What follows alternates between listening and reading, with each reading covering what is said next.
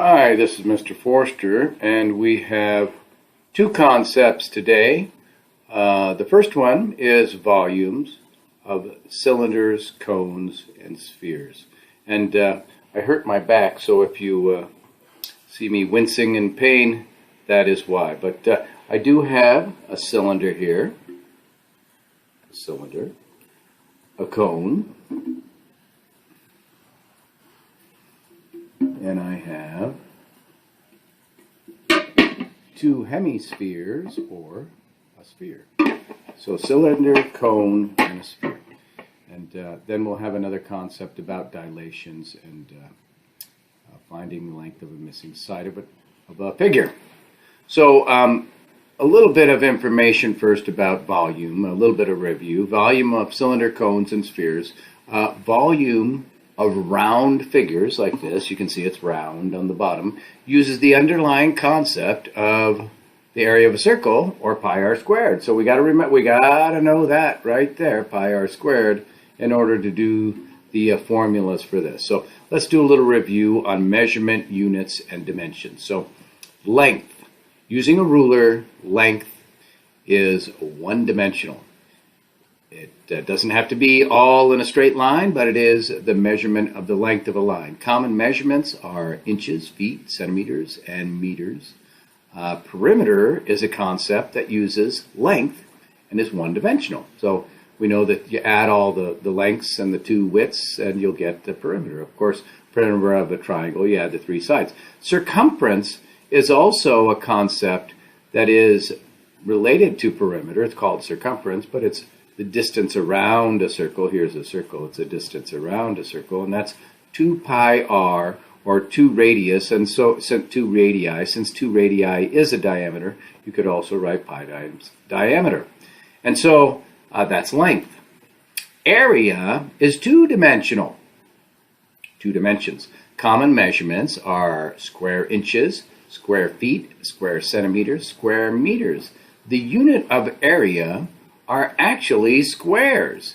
So if you could see my hand here, imagine a square the size of an inch. I don't see one around me, but if you imagined a cube, or a square, I'm sorry, just a square like this, that is a measurement of area. And so I like to think of it as covering. And so how many square inches does it take to cover an object? And we know it's length times width, so here we have 3 times 4 up here apparently, and that'd be 12 square units here, is 12 square feet, and the area of a circle is pi r squared, and the radius is halfway across the circle. So you should be familiar with these, and of course it's hard to measure area just by going length times width because they're not square edges here. So, and then volume. Volume is the next step up. It's 3 dimensions, and so here we have 2 dimensions. Here we have 1 dimension, and here on this rectangular prism, here I can show you on this one here. This is a cube, but we have 1, 2, and 3 dimensions. We have length, width, and height. And so the units of area are actually cubes. They are actually little cubes like a dice. And so think of filling a space. So think of filling this cube up with water, and I do that when we're in class, but think of filling it with water. Filling up a can, or a soda can, a pool, a room with air, and it's length times width times height. Now for volume of cylindrical objects like these 3 right here we're going to learn about, it's pi r squared times a 3rd dimension. And so that's what we're going to learn about, is how do you find the volumes of these. You should know how to find the volume of a 3-dimensional figure, length times width times height. But let's go into the circular figures. So, here we go. And so the volume of a cylinder, I always start with that because that's the most like a circle. So it's a can or a tube or a pipe in the ground. A volume of a cylinder can be visualized as a stack of circles. So you see this circle here, and if you see, I'm trying to visualize it as a stack of circles here. And so we know the area of a circle is pi r squared, but this third dimension is the height. So I'm putting that in red, and so the volume of the cylinder is pi r squared times the third dimension height, pi r squared h. And so what is the volume of a cylinder that's 4 inches tall and has a diameter of 6 inches? Diameter is all the way across this circle. And so we use the radius, however, for our equation. So I'm going to cut that in half. That's 3 for the radius. I write down my formula here. Always do that. Pi 3.14. That's an important number in geometry. It's an irrational number. It keeps going and going. 3.141592, and that's all I know of that. But the radius is 3, and we square that, and then the height is 4, and I have that in red. And then, so using the order of operations, we'll square that first. 3 times 3 is 9. And then I'm going to multiply 9 times 4 is 36. And there's a reason I'm doing that, because engineers and people in math often say, well, the answer is 36 times this number pi. And so the answer is 36 pi. Now, we could also multiply it out to get a number, and that's 113.04. And that is inches cubed. So cubic inches in this 113.04, or 36 times pi, cubic inches in this cylinder, or this can. All right. And so now the volume of a cone. And so this is when I like to do this. I have this, and the question is, how many of these cones, they're the same size, how many of these cones, they're the same diameter and the same height, how many of these cones fit into this cylinder? And I would fill this up, and you might guess, oh, there's 2, or there's 1. There's actually exactly 3. There are 3 cones in a cylinder of equal dimensions. And so the formula for the volume of a cone is easy, because we get it from the cylinder. We take this volume of the cylinder and we just divide it by 3. And there you go. So divide by 3, and we already did the volume of the cylinder, and so we just put that divided by 3 there. And that 3 indicates that that is a cone. So what is the volume of a cone 4 inches tall and at a diameter of 6 inches? Again, the same dimensions. So we take half of that 6 to get the radius, and we plug our numbers into the formula, pi r squared h divided by 3. Why divided by 3? Because there's 3 cones in a cylinder. And so that I substitute in the numbers, and 3 is the radius and 4 is the height. And it's the same answer I got before, but I just divide it by 3. So this cone, oh, and notice here I have a question mark. I'll go back to the answer, but why is this 5? Well, if we remember the Pythagorean theorem, we have 3 here, 4 here. What's this diagonal length? Well, 3 squared plus 4 squared, that's 25. That's got to be the square root of 25. So that diagonal length is 5. We don't use that. We use the actual vertical height. This is called the slant height, and that would be 5 inches. But we don't use that. So anyway, we get the same answer here as before, 113.04, 36 pi, but we have to divide it by 3. And so the answer is 12 pi inches cubed, or 37.68 cubic inches in this cone. All right, next, what is the volume of a sphere or a ball? The formula for the volume of a sphere is a difficult thing to derive, but it just so happens that when I played basketball, my basketball number was 43. I was number 43.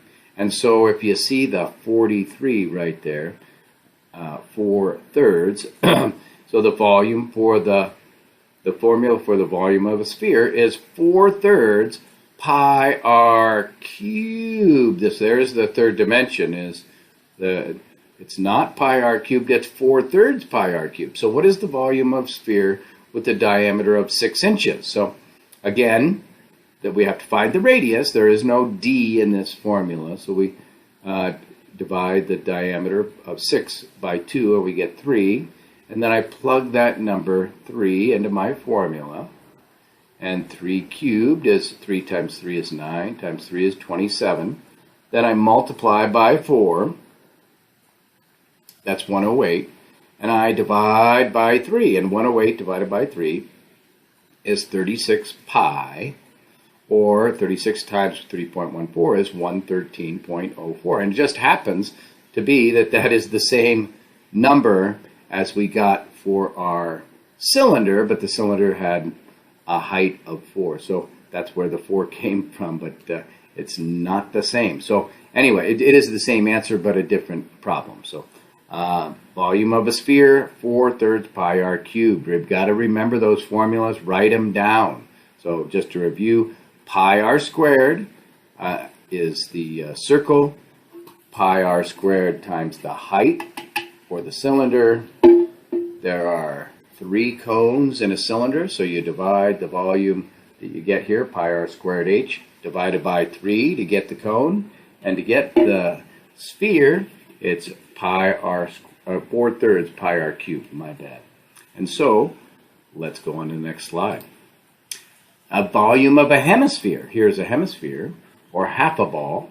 So the volume of a hemisphere is pretty easy. It's take the volume of a sphere and divide it by 2. Now, I've done this many, many times, so I'll tell you, it's very common for people to forget to divide by 2. So remember, when you get all the way down here, you got to divide by 2. Again, this is the same numbers we used on our previous example, so the math is the same. We get 36 pi, but we have to divide that by 2 because we only have half of it, and so that is 18 pi, or 56.52.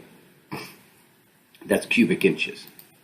Okay, volume of compound figures. That's something that you'll need to know. You've done irregular shapes with area, and these are irregular shapes with volume. So again, when I do it in area, I would teach it, and hopefully you got taught to break it into its component shapes, and then calculate the individual volumes and add the volumes together. And so this figure here, you could think of it as a silo. That's a place where they store grain, wheat and such. What is the volume of the figure below? It's a small silo because it's only 20 feet tall, and the radius is 5 feet. That means the diameter is 10 feet, but the radius here I gave you is 5 feet. And so, we have a cylinder right down here where the red dot is.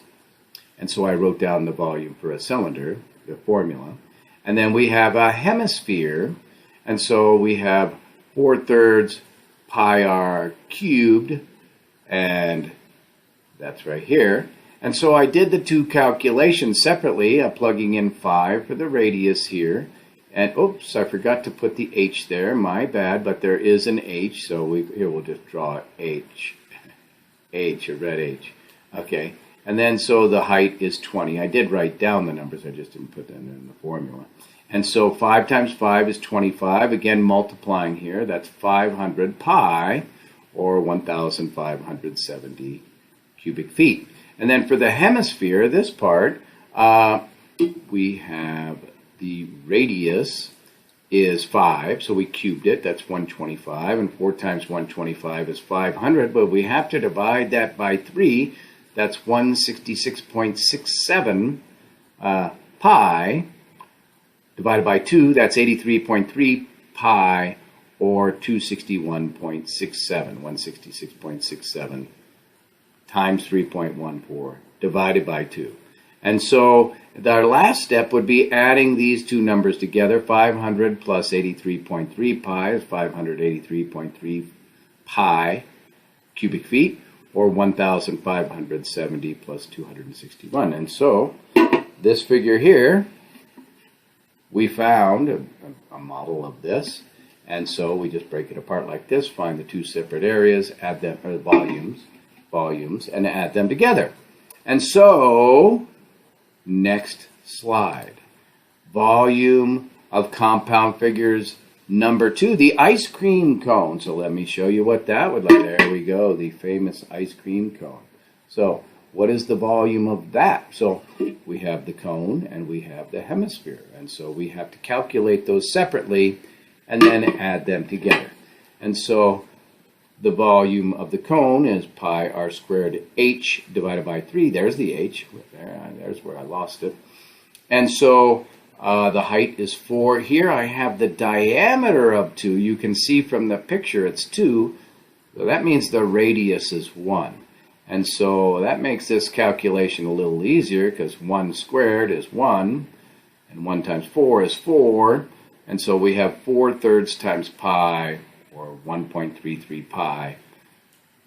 1.33 times 3.14 is 4.18. So that's cubic inches. So here's the cone with 4.18 cubic inches, and the part on top, the scoop on top, we need to get the hemisphere, and so we have the radius is 1, and we cube that. 1 times 1 times 1 is 1. Multiply by 4, and I get 4. Divide by 3 is 1.33 pi, but that's divided by 2, and so that's 0.67 pi, or 2.10 cubic inches. And so when we get the final volume, we add that and that together. That's 6.28, and 1.33 plus 0.67 is exactly 2 pi inches cubed, or 6.28 cubic inches. And of course, knowing the volume of your ice cream cone, if you own an ice cream shop, is very important. So you want to keep track of the cost and how much you're going to charge. So, all right, let's go on to the next figures here, and that ends our topic on volume.